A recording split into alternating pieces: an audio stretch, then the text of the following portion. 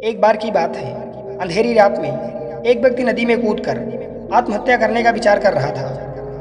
वर्षा के दिन थे और नदी पूरे उफान पर थी। आकाश में बादल घिरे थे और रह रहकर बिजली चमक रही थी।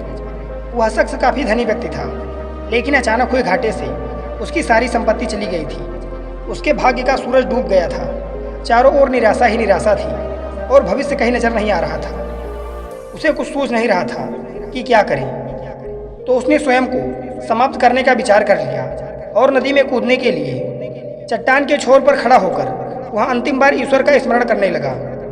तभी दो बुजुर्गों ने अपनी मजबूत बाहों से उसे रोक लिया। बिजली की चमक में उसने देखा कि एक वृद्ध साधु उसे पकड़े हुए हैं। उस वृद्ध ने उससे निराशा का कारण पूछा और किनारे लाकर सारी कथा सुनी। फिर हंसकर बोला, तो तुम ये स्वीकार करते हो कि पहले तुम सुखी थे? सेठ बोला, हाँ, मेरे भाग्य का सूरज पूरे प्रकाश से चमक रहा था। सब और मान सम्मान और संपदा थी। अब जीवन में सिवाय अंधकार और निराशा के कुछ भी शेष नहीं रहा।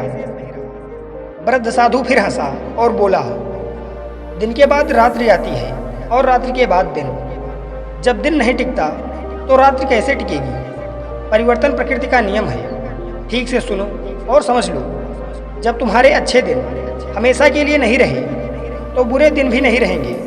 जो इस सत्य को जान लेता है वो सुख में सुखी नहीं होता और दुख में दुखी नहीं होता।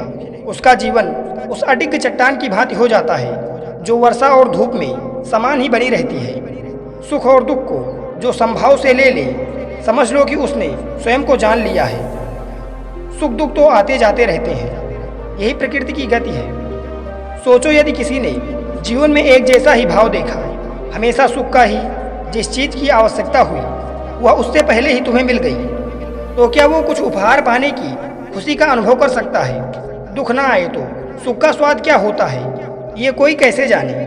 इसीलिए जीवन में सुख और दुख दोनों जरूरी है। जो इस शाश्वत नियम को जान लेता है उसका जीवन बंधनों से मुक्त हो जाता है।